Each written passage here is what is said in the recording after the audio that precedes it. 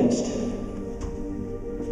the most profitable enterprise that humans have ever engaged in. Exxon made more money last year than any company in the history of money, okay?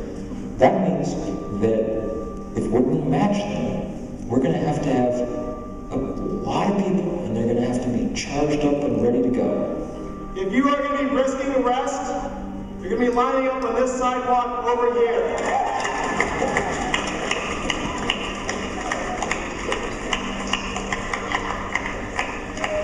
1,253 people were willing to come and put their bodies on the line.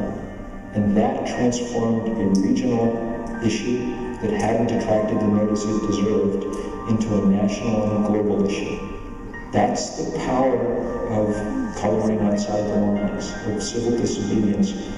It's worked in this case to signify the moral and practical urgency of some question.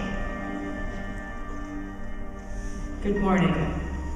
In September 2008, TransCanada Keystone Pipeline LP filed an application for a presidential permit for the proposed Keystone XL pipeline. The Department of State is compiling additional information to determine if the proposed Keystone XL pipeline is in the U.S. national interest. This pipeline project combines every kind of environmental damage that we know about. It despoils landscapes. You have to cut down a boreal forest to get at the oil underneath. It presents all the risks of toxic pollution that we're used to dealing with. There are people getting sick from oil spills up in Alberta, and they're running this pipeline across the Oglala Aquifer. It has every kind of environmental devastation. And it has this huge planetary climate dimension. And a message to all of you today here is tar sands oil is unethical.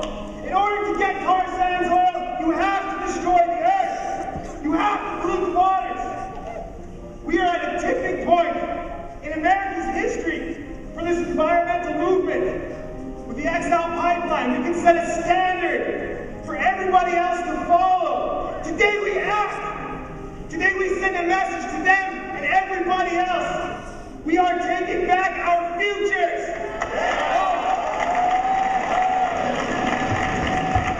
Good morning, my name is Randy Thompson. I'm from Martell, Nebraska. I'm here as a Nebraska citizen and landowner. History will be the ultimate judge of this project. And we are about ready to write that chapter of our history. Will our descendants look back and say, thank God our great-grandfathers had the foresight to protect the resources that we are now dependent upon? Or will they say, what were the damn fools thinking about? I'm not an activist. I'm a farmer from Nebraska, just trying to protect what we have and protect our resources. I come to the diagonal roughly down through the sand hills across Nebraska, and that's where our property is located, is right along the Platte River. You know, we work very hard to, show that we have a foreign corporation here trying to force their will upon the American people. It's not right. We have been threatened with eminent domain so many times. The bad reputation and intense false promises of TransCanada does not make anyone trust them. When there is a leak in our aquifer, where will I work? Please, for our children's future on our ranch, deny this permit. Thank you.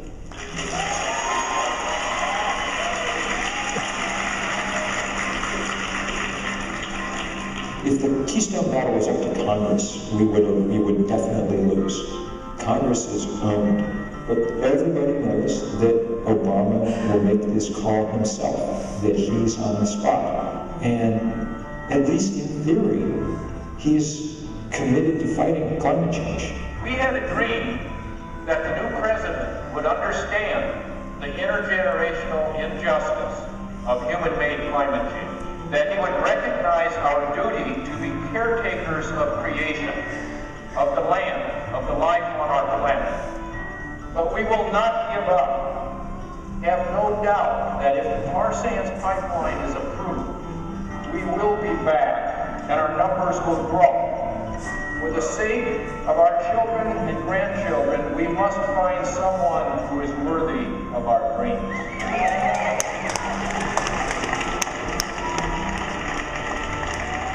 Great presidents have never been great unless people like us make them be great. You are our only hope. Not the people writing policy, but the people who are willing to go in the street and say you are not allowed to kill indigenous people, and you have to listen to human need, not corporate greed. To make this movement successful, this moment here needs to be a moment where we say it will not be business as usual anymore. We have got to say this time, at this moment, we stand up and we, as people, say no.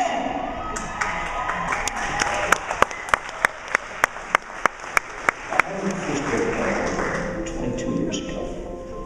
And, you know, I've watched over those 20 years as the scientific predictions have been confirmed, indeed outpaced by the changes around the planet. There's been this assumption that we're going to make a transition from fossil fuel to renewable energy. Part of that assumption was that we were going to run out of fossil fuel, or at least start to run short. And indeed we have, of the easy-to-get-at stuff. But instead of using that as a signal to make that transition, we've done everything we can to find what you might call extreme energy. You have to rip apart the Earth to get at this next round of fossil fuel. And we're fools to do it because we have been warned about what it means. The future of my generation rests with the decision of today's State Department. Local communities will be bearing all of the environmental risk, all of the health risk, and getting none of the jobs. What we have here is a foreign company using foreign materials to pump foreign oil through America's heartland, when we can do better with a homegrown vision of American energy. Good union-paying jobs in our steel mills, making wind turbines, and creating those millions of jobs for my generation that we need.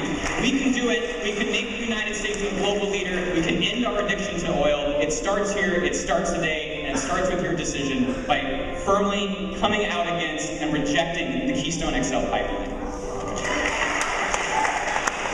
I don't know how it's going to come out, but I do know that we've turned it into a fight. And I know that in that fight, we've built a new kind of solidarity around this nation, around this continent, and around this world.